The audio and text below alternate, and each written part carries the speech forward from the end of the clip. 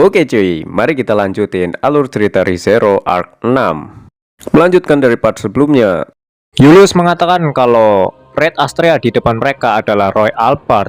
Subaru pun kebingungan oleh Julius. Jika Red adalah kerakusan, jadi itu sebabnya kau lagi dan lagi begitu gigih. Hei, tunggu dulu. Kamu itu kesalahpahaman yang membosankan loh.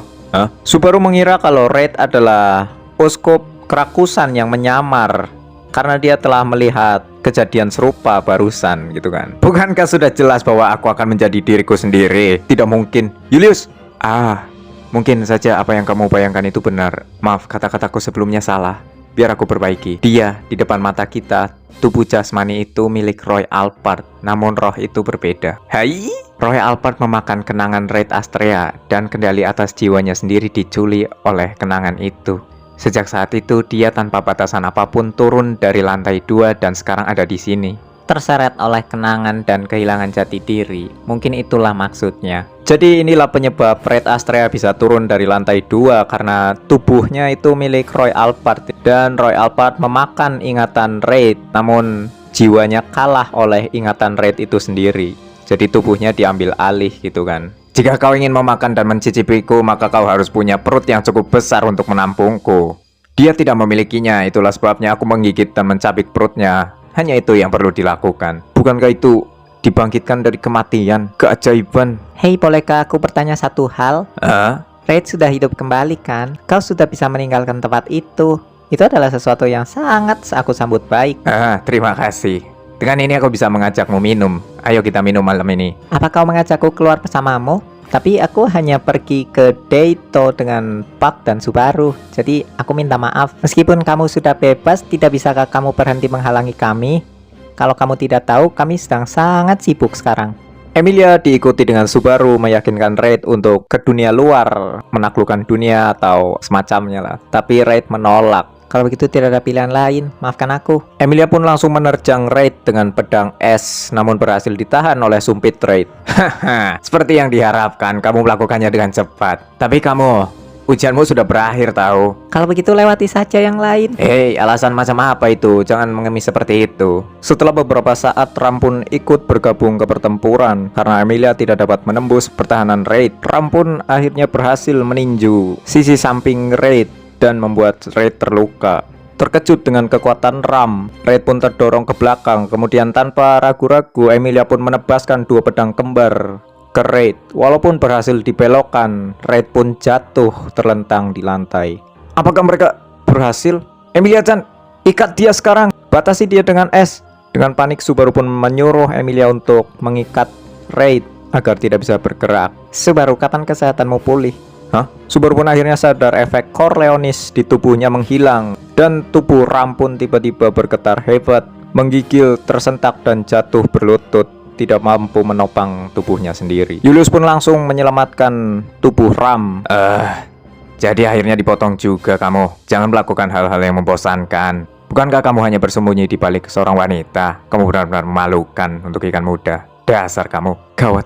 Luka Nona Ram bukan masalah sepele. Bahkan dia sekarang berada di ambang kematian. Sihir yang mirip dengan Nek yang dapat berbagi sensasi. Sedikit berbeda dari itu, atau mungkin sesuatu yang sama sekali berbeda. Kau mengatakan jika kamu telah memotongnya. Saya jago memotong benda yang tak kasat mata loh. Sesuatu yang merepotkan datang ke sini. Dan tiba-tiba Shaula pun datang dari belakang Subaru tanpa ada tanda-tanda Lei Button Kaitos di sekitarnya. Emilia pun berusaha untuk menahan Shaula. Terjepit di antara dua musuh yang kuat. Tiba-tiba Beatrice pun merasakan sesuatu. Gempa bumi dahsyat mengguncang menara Pleiades. Tiba-tiba pandangan Subaru pun terasa terbalik. Atas menjadi bawah, bawah menjadi atas. Murak! Beatrice menggunakan murak kepada Subaru yang telah memegang tubuh Ram. Sejumlah bayangan besar hitam pekat menelan menara secara keseluruhan. Dalam pandangannya, Julius tengah melawan Red dan Emilia tengah melawan Shaula. Namun tiba-tiba semua pandangan itu pun menghilang. Cuma sesuatu yang dia dengar dengan jelas adalah, aku mencintaimu. Aku telah gagal.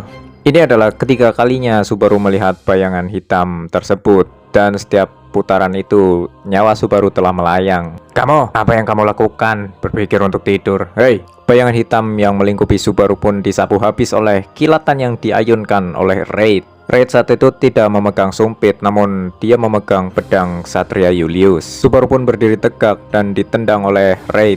Subaru pun melihat di sekitar hanyalah langit malam tak berujung. Struktur menara Pleiades telah hancur. Kemudian Subaru pun sadar dengan kehadiran Ram yang berada di pelukannya. Kau akan hancur oleh kesatria terhebat yang ku tahu. Itulah dirimu. Teruslah bersikap tenang seperti dirimu sampai akhir, ikan muda. Raid pun mengarahkan bidikan pedangnya ke Subaru. Lengan bayangan pun mendekati Raid, namun itu seperti bukan apa-apa bagi Raid. Setidaknya, meski hanya sedetik lebih lama, aku ingin kau tetap hidup. Subaru pun memeluk erat tubuh Ram dalam pelukannya, dan kemudian semburan cahaya yang tak dapat dipercaya pun menelan Subaru. Subaru pun kembali dari kematian, dan sama seperti putaran sebelumnya, Subaru mengatur Meili ke balkon, Julius ke lantai 2, dan yang lain menuju Emilia dan Ram. Namun kali ini Subaru menemui Shaula terlebih dahulu. Master, apa kau baik-baik saja?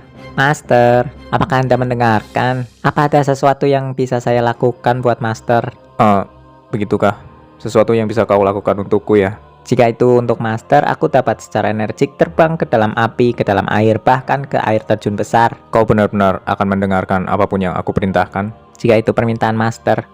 Mungkinkah Master sudah tidak menahan diri di depan tubuh dinamitku? Itulah sebabnya Master menjauhkan semua orang dan hanya kita berdua. Shaula, jika aku menyuruhmu mati, apakah kau akan mati? Jika Master menyuruhku mati, maka aku akan mati. Subaru pun terkejut dengan jawaban Shaula. Dia tidak melihat adanya kebohongan di matanya. Begitukah? Apakah Master ingin aku mati? Shaula, tidakkah kau mampu mengambil bentuk kalajengking besar? Ambil bentuk, nuansanya sedikit berbeda dari itu, tapi ya aku bisa. Tapi itu merusak kecantikanku, jadi aku tidak begitu menyukainya. Aku hanya berpikir desain yang diberikan kepadaku oleh ibu dan Master adalah yang terbaik, meskipun pertanyaan itu tidak memiliki rantai logika. Shaula menjawab dengan mudah, tanpa berniat menyembunyikan apapun. Master, apa kau serius baik-baik saja?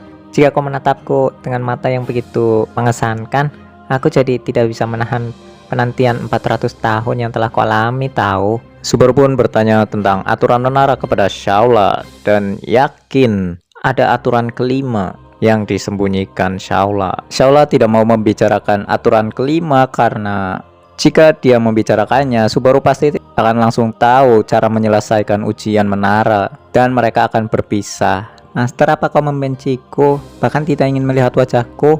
Apa Anda seperti itu? Aku tidak akan membencimu atau apapun. Karena kau tetap diam, aku pikir aku mungkin harus menghadapi situasi yang sangat sulit. Master, tidak bagus, tidak bagus, tidak bagus. Master, Shaula, ada apa?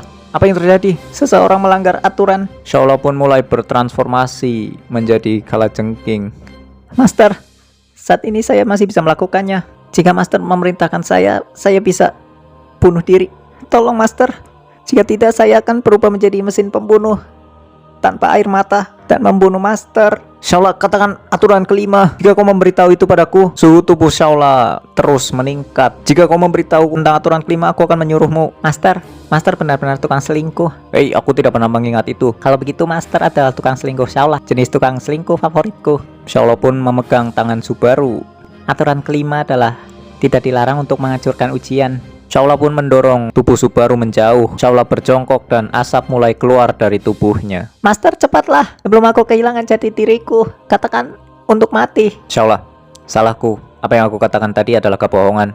Subaru pun tiba-tiba berlari melompati balkon dan berniat bunuh diri. Shaula pun dengan cara yang sama melompat dari balkon dan ingin menyelamatkan Subaru. Aku hanya ingin menyelamatkanmu, Shaula. Master! Subaru dan Shaula yang telah bertransformasi menjadi kalajengking pun jatuh ke tanah di antara gerombolan binatang penyihir. Tentu saja Subaru yang manusia biasa tidak akan bisa menahan jatuh ratusan meter dari atas. Subaru pun kembali dari kematian dan di putaran kali ini Subaru Beatrice ikut dengan Julius ke lantai 2 untuk mencegah Raid mendapatkan tubuh Roy Albert. Saat sampai di lantai 2, mereka menyaksikan Raid tengah memegang kaki Roy dengan posisi tubuh terbalik. Nampaknya Roy telah diajar habis-habisan oleh Raid. Yo, apa kalian mau mengikuti ujian atau kalian ada urusan dengan anak ini?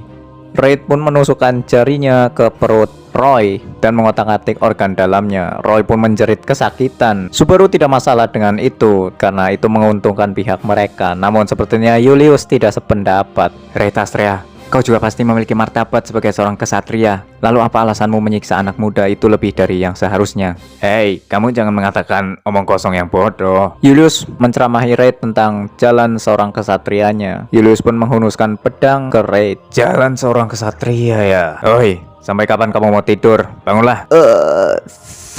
Kau mengatakan sesuatu yang menarik tadi. Kau bilang akan memakanku, mencicipiku, menjilatiku kan? Aku akan membiarkanmu melakukannya. Apa ini? Apa ini, Su? Kenapa begitu? Kenapa tiba-tiba kamu merasa seperti itu, Onisan berambut merah? Namun tiba-tiba Beatrice menggunakan Minya untuk menyerang Raid dan Roy. Subaru, kurasa ini tidak bagus. Raid pun melemparkan tubuh Roy menghantam Subaru. Subaru yang tengah menggendong Beatrice pun terlempar ke belakang. Subaru, Beatrice sama. Tiba-tiba Raid sudah berada di hadapan Julius dan menendang perutnya. Julius jatuh ke belakang dengan keras. Coba saja dan lihat, memakanku atau mati begitu saja karena dipermainkan olehku. Pilih salah satu yang kau suka. Hei kau. Kami mengerti, kami mengerti. Kami akan melakukan sesuai keinginanmu. Mustahil bagi kami untuk tidak makan. Roy pun menyentuh mata Raid sambil memanggil namanya, kemudian menjilat tangannya sendiri. Sosok Raid pun menghilang dari ruangan tersebut. Dia memakan Raid.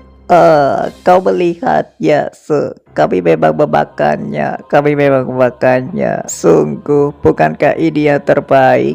Apa? Seperti dia. Itulah kehidupan, makan atau dimakan. Tubuh Roy tiba-tiba berubah menjadi tubuh Raid Astrea di hadapan Julius, Beatrice, dan Subaru. Tubuh yang segar memang beda. Rasanya seperti darah mengalir melalui daging. Raid pun menatap Subaru dan sepertinya Raid mampu membaca ingatan yang telah dimakan oleh Roy tentang Subaru. Begitu ya, begitu ya. Aku tidak tahu, tapi sepertinya kaulah yang diincar oleh bocah ini, bukan begitu, Raid? Lawanmu adalah aku sendiri. Julius pun melepaskan serangan tebasan dan Raid mencoba menahan dengan sumpitnya, namun serangan tersebut berhasil lolos dan menebas tangan kanan Raid. Mereka berdua pun terkejut, termasuk Julius sendiri. Raid pun langsung mundur selangkah lalu menyiapkan serangannya, menyerang perut Julius dengan telapak tangannya. Julius pun terpental ke belakang. Kau dengan trik yang membosankan seperti itu. Trik yang membosankan itu sebenarnya adalah rekomendasi agar kamu tidak dikubur. Beatrice pun mengambil sejumlah kecil mana dari tubuh Subaru dan menggunakan sihir tingkat tinggi. Ul Shamak. Sebuah lubang hitam pun muncul dari langit-langit dan menelan Raid. Astaga, ini cuma udara. Ada udara di mana-mana. Seolah-olah itu akan menghentikanku.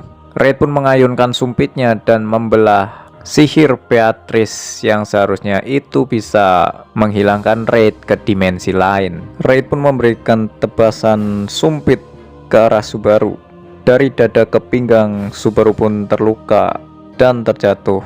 Julius dan Beatrice yang akan menghampiri Subaru pun dihentikan oleh jari Subaru yang terangkat ke atas. Raid pun memandang Subaru. Subaru bertekad untuk kembali dan akan menyelamatkan semua orang, walau sedikit demi sedikit kemajuan yang dia dapatkan. Dan akhirnya Subaru pun tewas. Subaru pun kembali dari kematian setelah membaca buku kematian Raid. Di putaran kali ini, Subaru mengikuti Ram dan Emilia untuk bertempur dengan Lei Button Kaitos. Subaru meminta bantuan Beatrice untuk melakukan serangan mendadak ke Lei, namun Lei bisa menghindari serangan Beatrice dan menyelinap ke belakang Subaru dan akhirnya berhasil menusuk dada Subaru. Subaru kembali dari kematian dan di putaran kali ini Subaru membantu Meili melawan binatang penyihir sendirian. Di putaran kali ini Subaru dan Meili menunggangi cacing pasir raksasa untuk memancing binatang penyihir dan menjauhkan dari menara. Namun cacing pasir yang mereka tunggangi ditembak oleh Hell Snipe Shaula yang telah berubah menjadi kalajengking. Akhirnya tubuh cacing pasir tersebut hancur dan Subaru pun jatuh ke pasir dengan memeluk Meili. Dan akhirnya Subaru pun mati karena dia tidak bisa bergerak dari gerombolan binatang penyihir. Subaru pun kembali dari kematian lagi, dan di putaran kali ini Subaru membawa Julius ke pertempuran Ram Emilia versus Lei Button Kaitos. Berusaha menyelesaikan satu rintangan lebih cepat, Lei Button Kaitos pun berhasil dipojokkan oleh kelompok Subaru. Namun Lei lebih memilih kabur daripada melanjutkan pertempuran melawan keroyokan tim Subaru. Kemudian Raid pun turun dari lantai 2 dan menghadapi mereka. Raid menendang perut Ram, namun kakinya ditahan dan dikunci oleh Ram. Sementara Emilia dan Julius menyerang Raid, namun semuanya dibantai. Emilia dipukul menggunakan pedangnya sendiri yang direbut Raid di bahu dan terpental. Julius kakinya patah dan Ram dipukul lehernya oleh Raid. Tersisa Beatrice yang terus melindungi Subaru hingga akhir. Beatrice mengeluarkan sihir ulminya. Raid mengambil pedang kesatria Julius dan akhirnya membunuh mereka semua. Subaru pun kembali dari kematian, dan kali ini walaupun Subaru merasakan baik-baik saja, namun tubuhnya tidak dapat berbohong. Kaki dan lututnya lemas, Subaru tidak bisa berdiri. Akhirnya dengan keputusan Beatrice, Echidna dan Meili disuruh untuk pergi ke balkon menemui Shaula. Sementara Beatrice mencari Ram dan Emilia. Kemudian Subaru ditinggalkan di perpustakaan sendirian karena dia tidak bisa bergerak. Subaru pun menyalahkan dirinya karena dia tidak bisa bergerak, dan Subaru mengaktifkan Corleonis untuk mengetahui posisi teman-temannya. Seperti instruksi Beatrice, mereka bertindak sendiri-sendiri. Namun Subaru merasakan sensasi aneh karena mengaktifkan Corleonis di perpustakaan. Dia pun menyeret tubuhnya dan mengambil sebuah buku yang berjudul Natsuki Subaru. Apakah buku ini milik seseorang dengan nama yang sama denganku? Tapi itu tidak mungkin, dunia ini benar-benar dunia yang berbeda. Apakah aku sudah dianggap mati setelah kehilangan ingatanku? Atau mungkin buku ini kosong seperti buku Raid karena aku sendiri masih ada di sini? Berarti buku ini menuju ke aula kenangan lagi. Subaru pun dengan menarik nafas dalam akhirnya membuka buku kematian tersebut. Buku itu berisi perjalanan Subaru, berawal dari dia dipanggil ke Isekai sampai terakhir kali dia kehilangan ingatan. Subaru pun kecewa karena Subaru sebelum kehilangan ingatan juga sama lemahnya dengan Subaru yang sekarang. Aku mengerti Natsuki Subaru. Lagi pula karena kau adalah aku, kau tahu. Saat sadar, Subaru pun bertemu dengan Natsuki Subaru yang dulu di dunia putih. Ah, begitu ya. Ini bukan pantulan cermin, jadi terasa agak janggal ya. Dalam hal itu, ini mungkin lebih mirip membayangkannya seperti menghadapi foto atau rekaman video, bukan? Mungkinkah kamu memikirkan hal yang sama? Baiklah, diriku yang lain, Natsuki Subaru. Subaru pun mengira sosok di depannya adalah Louis yang tengah menyamar menjadi dirinya. Namun, Subaru yang lain membantahnya. Hei, apakah Return by Death adalah kekuatan yang luar biasa? Apakah ini kekuatan yang mengagumkan? Itu hanya kematian dan penciptaan kembali, kematian dan penciptaan kembali. Tidak lebih dari itu.